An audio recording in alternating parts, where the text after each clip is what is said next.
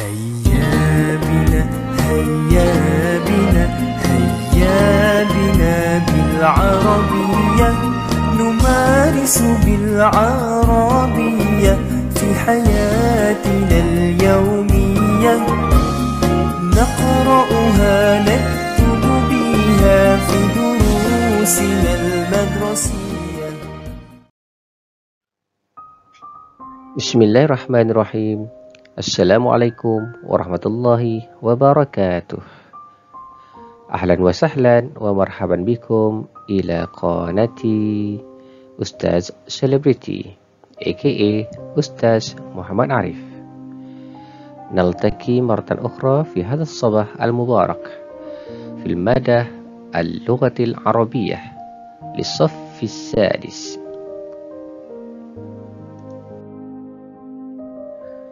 إن شاء الله اليوم سنواصل درسنا عن الموضوع الضمير المتصل بالفعل. الضمير المتصل بالفعل. InsyaAllah pada hari ini kita akan sambung kembali pelajaran kita tentang tajuk Dhamir Muttasil bil Fi'li, ataupun dalam bahasa Melayu disebut kata ganti nama diri yang bersambung dengan kata kerja. Hal antum musta'idun? Alhamdulillah. Hayya nadrus. طيب. Baiklah. Hayya nuraji' darsana al-madi. Mari kita ulang kembali pelajaran kita yang lepas. Jadi, sebagaimana yang kamu ketahui, ad-dhamir ataupun kata ganti nama terbahagi kepada dua.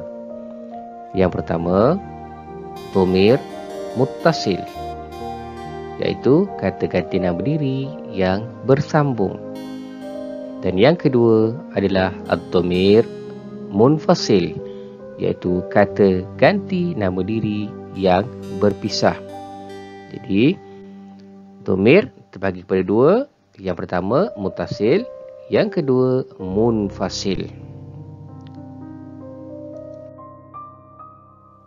Kemudian dhamir muttasil ini pula boleh dibahagikan pula kepada dua bahagian. Yang pertama, dhamir muttasil bil ismi. Dhamir muttasil bil ismi, iaitu kata ganti nama diri yang bersambung dengan kata nama. Yang kedua, dhamir muttasil bil fi'li. Dhamir muttasil bil fi'li, iaitu kata ganti nama diri yang bersambung dengan kata kerja. Jadi, pelajaran kita hari ini adalah berkenaan dengan bahagian yang kedua, dhamir muttasil bil fi'li. Baiklah, kamu boleh merujuk buku teks Safhah Tis'una, muka surat 90, tentang tajuk Ad-Dhamir Al-Muttasil bil Fi'li.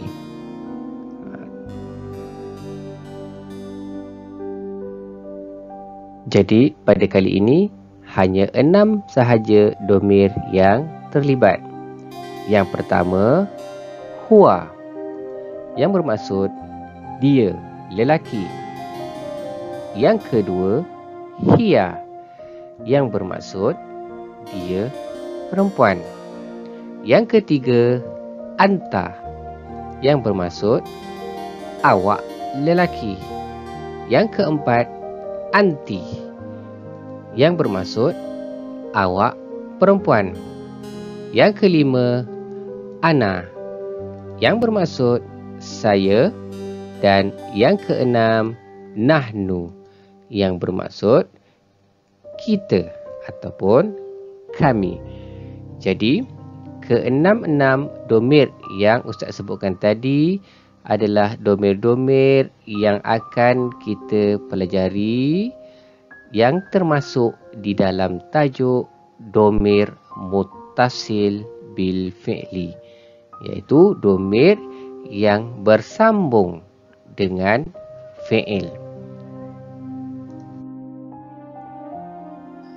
Baiklah, mari kita lihat contoh-contoh ayat domir muttasil bil fi'li. Yang pertama, huwa naqala ad-darrajata bisyahinati. Huwa naqala ad-darrajata bisyahinati. Huwa adalah domir yang merujuk kepada dia lelaki. Naqala adalah fi'il ataupun kata kerja ataupun perbuatan yang dilakukan oleh dia, iaitu seorang lelaki. Jadi dia buat apa? Naqala bermaksud memindahkan. Dia memindahkan ad-darrajata, basikal, dengan menggunakan lori. Ini masuk ayat ini. Ya. Jadi kita lihat di sini, perkataan naqala adalah domir muttasil bil fi'li. Walau bagaimanapun, dengan sebab yang melakukan perbuatan ini merujuk kepada dia, iaitu seorang lelaki, maka tidak ada huruf tambahan yang kita letakkan di belakang kata kerja naqala. Maka kita akan dapat tahu siapa yang melakukan perbuatan ini sekiranya kata kerja ini tidak ada apa-apa huruf tambahan. Dia hanya ada 3 huruf sahaja. Maka perbuatan ini merujuk kepada domir huwa. Ya, dia lelaki yang melakukan perbuatan tersebut. Ya. Baik, seterusnya, hiya naqalat ad-darrajata bisyahinati. Hiya naqalat ad-darrajata bisyahinati. Baik, hiya adalah domir yang merujuk kepada dia, seorang perempuan. Naqalat adalah fi'il ataupun kata kerja. Ya. Ad-darrajah, basikal. Dia, iaitu seorang perempuan, memindahkan basikal dengan menggunakan lori. Jadi, domir muttasil bil fi'li di sini adalah pada perkataan naqalat. Jadi, kita dapati kata kerja naqala sudah pun berubah kerana telah ditambah dengan huruf ta yang berbaris mati. Maka jika anak-anak dapati fi'il ataupun kata kerja, ya, yang ditambah ataupun disambung di akhirnya huruf ta yang berbaris mati, maka perbuatan ini merujuk kepada hiya, iaitu siapa yang membuat ini? Iaitu dia, seorang perempuan. Ya, jadi adalah huruf ta yang berbaris mati. Ya, anta naqalta ad-darrajata bisyahinati. Anta merujuk kepada domir awak ataupun kamu, lelaki. Jadi awak ini yang melakukan kata kerja ataupun perbuatan memindahkan, ya. Jadi naqalta, kata kerja naqala juga berubah menjadi naqalta sekiranya perbuatan ini dilakukan oleh anta, awak, seorang lelaki. Maka domir muttasil bil fi'li di sini adalah perkataan naqalta. Maka naqalta tambahan ataupun hurufnya bersambung dengan ta yang berbaris di atas. Ya.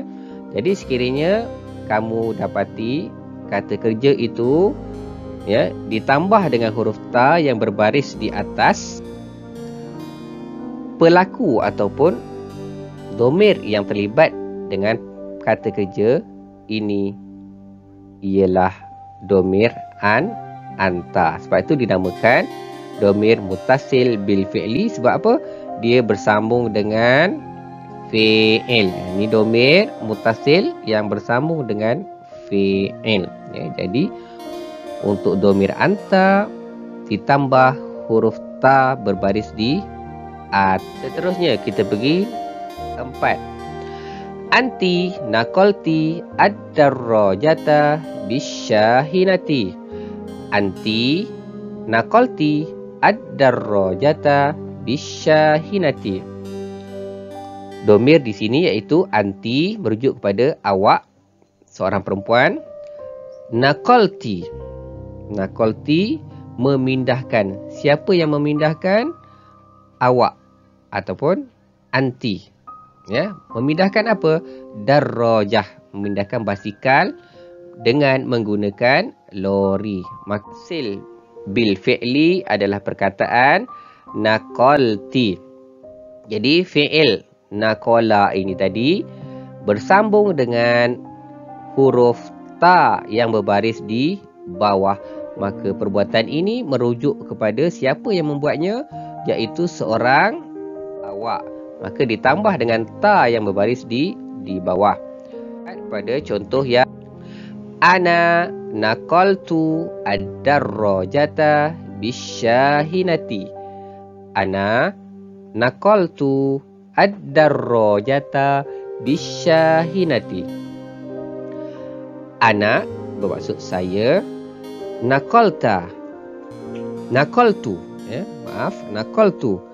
Memindahkan ad-darrajata basikal dengan menggunakan lori.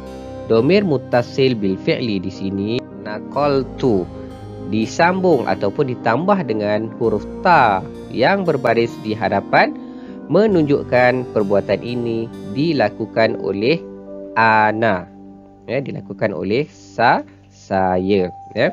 Jadi anda nak pastikan jika huruf ta itu baris di hadapan yang lakukan. Baik.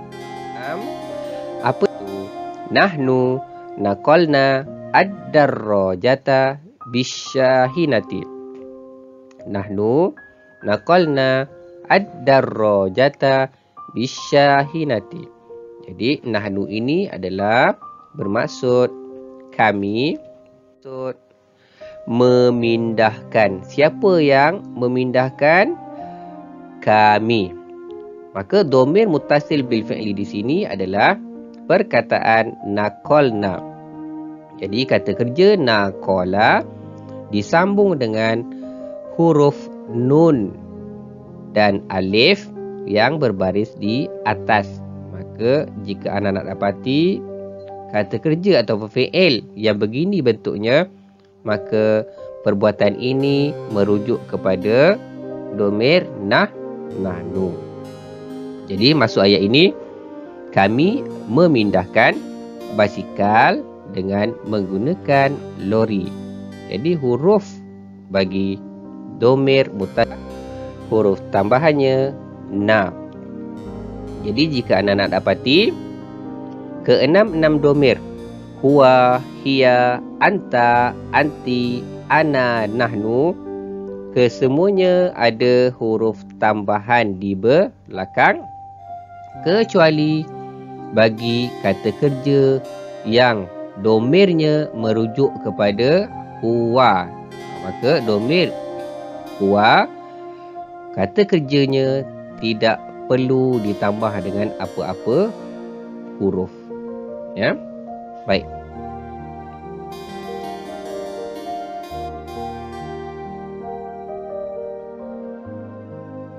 Baiklah, mari kita lihat pula contoh-contoh kata kerja yang lain.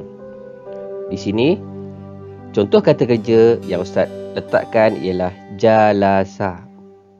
Kebanyakan fi'il ataupun kata kerja di dalam bahasa Arab, kita akan dapati mempunyai 3 huruf.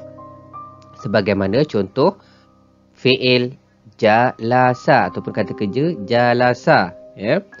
Jadi ada 3 huruf di sini, iaitu huruf jim, lam, sin. Ya, 3 huruf. Maka di sini perbuatan ini sekiranya kita dapati tidak ada apa-apa huruf tambahan. Ya, dia 3 huruf, tidak ada apa-apa huruf tambahan. Maka perbuatan ini merujuk kepada domir huwa. Ya, huwa tu bermaksud dia lelaki. Dia yang duduk. Baik. Kita pergi pada contoh yang kedua, jalasat. Ya, jalasat. Jadi huruf tambahan yang didapati pada perkataan jalasa adalah huruf ta yang berbaris sukun ataupun berbaris mati. Maka jika anak-anak dapati perkataan ini ditambah dengan huruf ta yang berbaris mati, maka perbuatan ini merujuk kepada domir hiya. Dia perempuan. Dia yang duduk. Ya. Jadi perkataan jalasat ini adalah domir mutasil bil fi'li. Yang ketiga, perkataan jalastu ataupun jalasta. Ya. Perkataan jalasta kita dapati fi'il itu bersambung dengan huruf ta yang berbaris di atas. Maka perbuatan ini merujuk kepada siapa yang membuatnya, iaitu anta. Anta yang melakukan perbuatan duduk ini. Ya. Seterusnya perkataan jalasti. Jalasti juga kita dapati ada huruf tambahan di belakang, iaitu huruf ta yang berbaris di bawah. Jadi sekiranya huruf ta itu berbaris di bawah, berada di belakang fi'il, maka ia merujuk kepada domir anti. Yang melakukan perbuatan ini adalah anti. Awak, seorang perempuan. Jalasti bermaksud awak telah duduk. Seterusnya, perkataan jalastu. Maka perkataan jalastu merujuk kepada domir ana. Huruf tambahan bagi menggantikan domir ana adalah huruf ta yang berbaris di depan. Ya, huruf ta yang berbaris di depan ditambah pada fi'il yang asal jalasa, maka diletakkan di belakang dengan baris hadapan, maka perbuatan ini merujuk kepada domir ana. Ya, ana jalastu. Saya telah duduk. Seterusnya, contoh yang keenam, jalasna. Jalasna bermaksud kami duduk. Macam mana nak tahu perbuatan ini kami yang lakukan? Maka kita lihat pada huruf tambahan na di belakang kata kerja tersebut. Maka na ini adalah domir mutasil bil fi'li menggantikan perkataan domir nahnu. Ya. Jadi nahnu jalasna, kami telah duduk. Ataupun kita tak mahu meletakkan atau menggunakan nahnu, kita hanya menyebut jalasna, boleh juga, kami duduk. Jadi huruf-huruf tambahan bagi fi'il kita dapati hanya ada 2 huruf, iaitu huruf ta dan juga na. Huruf ta dan juga na. Berbeza pada baris. Huruf ta yang berbaris mati merujuk kepada hiya. Huruf ta yang berbaris di atas merujuk kepada anta. Huruf ta yang berbaris di bawah merujuk kepada anti. Huruf ta yang berbaris di hadapan merujuk kepada ana. Dan na merujuk kepada nahnu. Baik. Jadi ini adalah domir mutasil bil fi'lil madi. Domir mutasil iaitu domir yang bersambung dengan fi'il. Fi'il apa? Fi'il madi. Jadi fi'il madi ini huruf tambahan dia berada di belakang. Berada di belakang. Baiklah, cuba anak-anak penuhkan kotak-kotak kosong ini dengan domir mutasil bil fi'li. Kata kerja di sini adalah qara'a. Sekiranya hiya apa yang berlaku pada perkataan qara'a. Sekiranya anta, apa yang huruf yang ditambah pada perkataan qara'a. Sekiranya anti, apa dia perkataan ataupun huruf yang ditambah pada fi'il tersebut. Dan sekiranya ana, apa pula huruf yang ditambah pada qara'a. Dan sekiranya nahnu, apa dia huruf yang perlu ditambah pada perkataan atau pada fi'il qara'a. Ya, buat latihan ini di dalam buku tulis. طيب نكتفي بهذا القدر. أرجو لكم أن تفهموا ما درسنا في هذا اليوم. شكرا على حسن انتباهكم وإلى اللقاء. مع السلامة.